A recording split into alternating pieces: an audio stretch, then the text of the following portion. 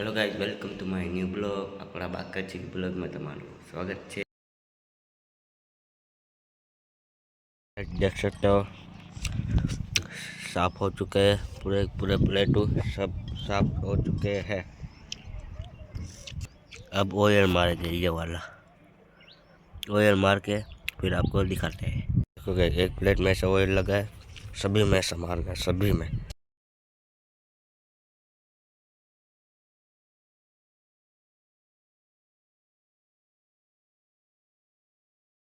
Guys, આપણો oil complete, આ બધું કમ્પ્લીટ થઈ ગયું, આ બધું કમ્પ્લીટ થઈ ગયું, આ બધું બાકી છે। આ કાલે આવીને મારવાનું છે ઓઇલ આમાં। ઓલી સાઈડ આપણી કમ્પ્લીટ ઓઇલની, આ સાઈડ ના સાઈડ ના સીડી, બીજું આ લાગી જાય પછી આપણો ઓઇલ ફાઇનલ। પછી આના પર લોખંડ આવશે, લોખંડનો વિડીયો આવશે બીજા બ્લોગમાં। આ બ્લોગમાં તમારો આ બ્લોગ અહીં